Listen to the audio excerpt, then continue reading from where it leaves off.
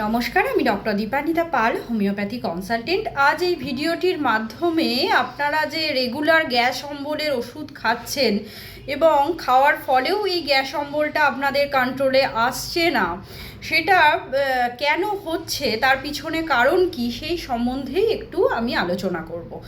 প্রথমেই বলছি, আমাদের স্বাভাবিক কিছু জীবনযাত্রা যদি আপনারা চেঞ্জ করতে পারেন তাহলে কিন্তু অনেক সময় দেখা যায় এই গ্যাস অম্বলের সমস্যা থেকে আপনারা মুক্তি পাবেন। প্রথমেই নাম্বার 1 হচ্ছে খাবার সময় কিছু অভ্যাস আপনাকে মেনে চলতে হবে। সেটা হচ্ছে, প্রথমেই আপনাকে যেটা বলবো সেটা হচ্ছে আপনারা কোনো খাবার খাওয়ার আধ ঘন্টা আগে জল খাবেন না। কারণ আপনাদের যে খাবারটা আমাদের স্টোমাকে যাচ্ছে, যদি আপনারা জল খেয়ে নেন, স্টোমাকে যে HCl অ্যাসিডটা আমাদের খাবারের পরিপাকে হেল্প করছে সেটা কিন্তু ডাইলিউট হয়ে যাবে, তার ফলে কিন্তু প্রপারলি আপনাদের খাবারটা হজম হবে না। তাই খাবার আধ ঘন্টা আগে কোনো জল খাবেন না, বা খাবার আধ ঘন্টা পরেও না খাওয়ার চেষ্টা করবেন। কিছু কিছু ক্ষেত্রে আপনারা খেতে পারেন, অল্প পরিমাণে খাবেন। নাম্বার 2 হচ্ছে, যখন খাবার খাবেন তখন কিন্তু আস্তে আস্তে খাবেন, চিবিয়ে খাবেন, একটু সময় নিয়ে খাবেন। এই কারণেই বলছি, আমাদের মুখের ভিতরেও কিছু এনজাইম থাকে লালারসের মধ্যে, যেটি কিন্তু আমাদের যে বয়েল স্টার্চগুলো আছে তাদের হজমে হেল্প করছে। তাই মুখের মধ্যেই কিন্তু আমাদের হজম প্রক্রিয়া স্টার্ট হয়ে যায়। তাই যখন খাবেন আস্তে আস্তে চিবিয়ে খাবেন।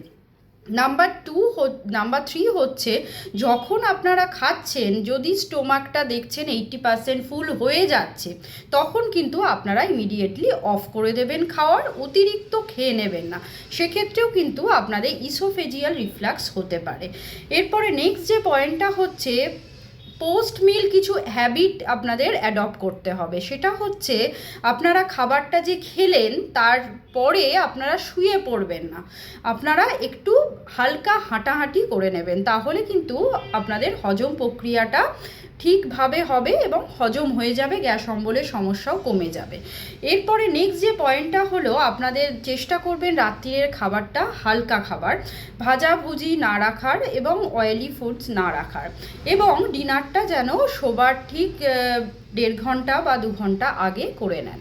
এই সমস্ত জিনিসগুলো আপনারা ফলো করবেন। কখনোই মিল স্কিপ করবেন না, মানে প্রপার টাইমে খাবেন।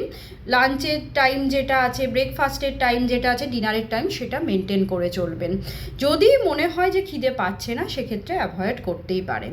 এই সমস্ত নিয়মগুলো মেনে চলুন হজমের সমস্যা থেকে, তাহলে অনেকটাই রিলিফ পেয়ে যাবেন।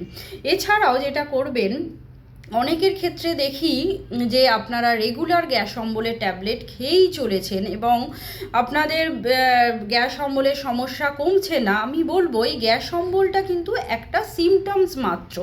আপনাদের ভিতরে কোনো জটিল কোনো সমস্যা আছে কি না, অবশ্যই একজন ডক্টরের পরামর্শ নেবেন, এবং নিজে থেকেই গ্যাস অম্বলের ট্যাবলেট আমাকে খেতেই হবে, এটা কিন্তু নেশায় পরিণত করবেন না। নমস্কার, সবাই ভালো থাকবেন এবং সুস্থ থাকবেন। আশা করি ভিডিওটি হেল্পফুল হবে। যদি হেল্পফুল হয়ে থাকে, আপনজনদের মধ্যে শেয়ার করবেন এবং আমার চ্যানেলটিকে সাবস্ক্রাইব করবেন। যারা ফেসবুক থেকে দেখছেন অবশ্যই ফলো করে রাখবেন। ভালো থাকবেন এবং সুস্থ থাকবেন।